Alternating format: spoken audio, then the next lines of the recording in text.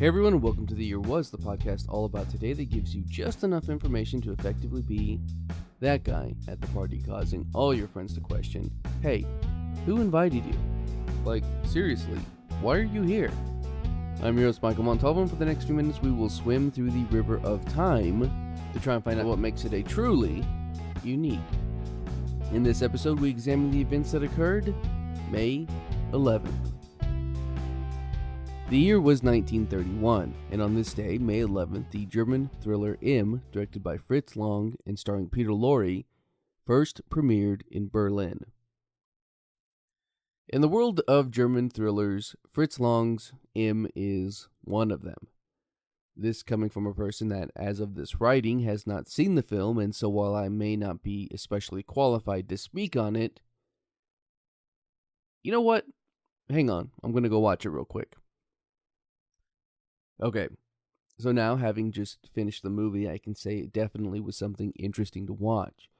And it had some especially tense moments in it, particularly at the end when, and this is a spoiler alert for a 91-year-old movie, Hans Beckert is trying to hide in the building from the police and the mob. And then the makeshift trial for him, edge of your seat kind of stuff. Maybe I'm getting ahead of myself. Let's take a look at the film. The movie opens with children singing about murdered children from the neighborhood. Off to a weird start. Everyone knows that the children are going missing, and the camera moves to a missing person sign. A girl, Elise, bounces a ball on the sidewalk as she walks up to a "Who is the murderer" sign that she stops to read as a shadow covers the word murderer. This is Beckert, and it is implied that he takes and murders her. Obviously, we don't see it, as this is 1931, but we do hear him whistling a song that a blind man overhears, and a song that will be important later in the story. Her mother starts to panic and goes looking for her, fearing the worst, and unfortunately, the worst is what they find. The film then shows Beckert writing to the newspaper saying that more is to come, referring to more murders. He sends the letter, and the newspaper publishes it, and the search for him begins. The police work around the clock and come up empty on several instances. They begin to hold more and more raids of local establishments, arresting anyone that they feel is even slightly suspicious. They attempt fingerprint and handwriting analysis, as well as searching through the records of any recently released individuals from the psychiatric hospitals, all in hopes to solve the case, but consistently come up empty-handed. And the public knows that they are coming up empty-handed because Beckert has killed 3 children and no one knows who he is. So the crime bosses of the city get together and come up with a plan to use the city's beggars to keep an eye out on the streets in order to protect the people and find the killer. In part because since nothing is being done by the police, they are faced with constant raids and disruptions in their criminal wrongdoings. It's slow work at first, but Beckert gets that urge to kill again as he watches a girl through a reflection in the window. He begins to follow her, but she reaches her mother, and he sets his sights on another young girl whom he befriends with the intention of killing her. While this is going on, the police have investigated Beckert's apartment as he has come up as a possible suspect. They don't get him, however, because as Beckert is trying to gain the girl's trust, he begins whistling the same song as earlier, and the blind beggar overhears and knows he's the killer. The blind man enlists the help of another beggar, and they brand Beckert with an M written in chalk, and the beggars inform the crime bosses that they are following him.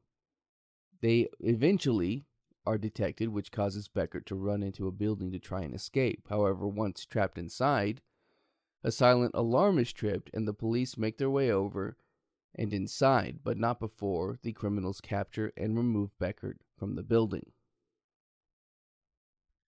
They take him to an abandoned distillery, put him on trial, and he loses the case, but as the band of criminals are about to kill him, the police show up, and Beckert is taken to face a judge.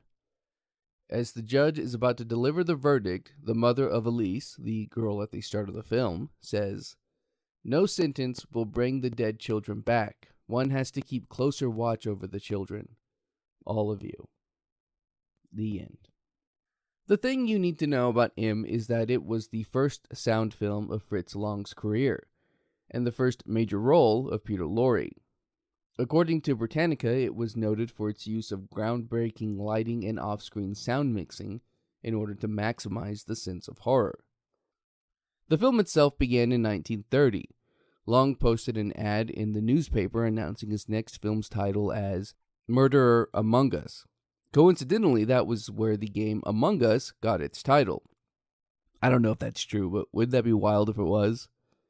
This turned out to be the wrong move for him, however, as afterwards he received many threatening letters, and the Stockton Studios refused to work with him because they felt the film depicted Nazis, I guess in a negative light, as if Nazis needed help in that department.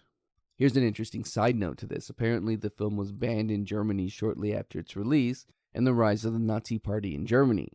It was placed into a vault and wasn't released in Germany until 1966, over 30 years later. It's also said that Joseph Goebbels loved the film, saying that it was fantastic, free of phony humanitarian sentiments, and it's also speculated that it was Goebbels himself that warned star Peter Lorre to flee Germany to avoid Nazi persecution. Fritz Lang would flee 2 years later. They eventually relented, and the film was shot over a 6-week period just outside of Berlin. To research the character of Beckert, whom is depicted as having mental issues, Lang spent time in a mental hospital and investigated children killers, such as Peter Curtin, one of the people often thought that the film is based on.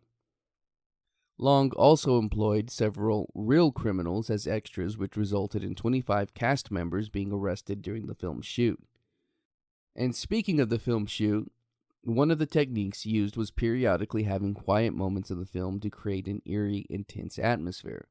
These are most notable in the scene where Elise plays with a ball at the start of the film, and when the police first raid the crime spots of the city. Edvard Grieg's In the Hall of the Mountain King, the song Beckett Whistles, is used to invoke suspense in the story. The website Automechanism makes the observation that whistling is something that we don't ever think about why we do it, only that we do it. This could be perhaps a bit of Beckert's subconscious desire to be caught, but it is more an act he does on impulse, so I'm not sure that it applies here. An interesting aspect of the movie is that despite the violence of it, no act of violence is ever shown on screen, at least not by Beckert. This is done to allow the viewer to fill in the pieces, as they always will, and come up with something far worse than what was envisioned by allowing their imagination to run wild.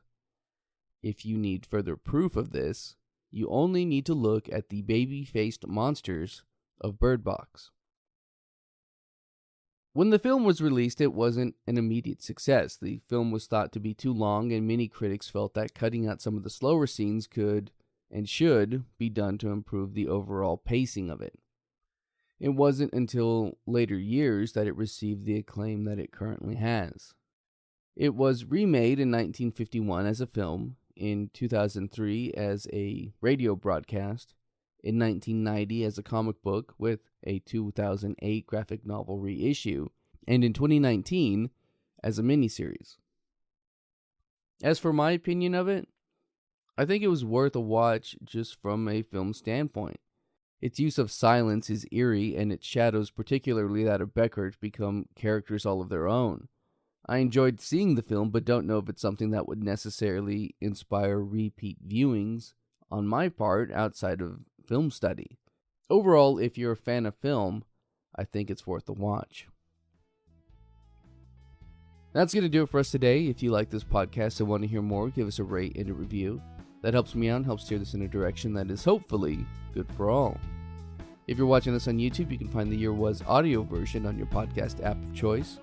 You can find me on social media and at YouTube at the Apple Cider Club. And as always, I want to thank the Tim Kreitz Band for our musical theme. And thank you for listening. We'll see you next time.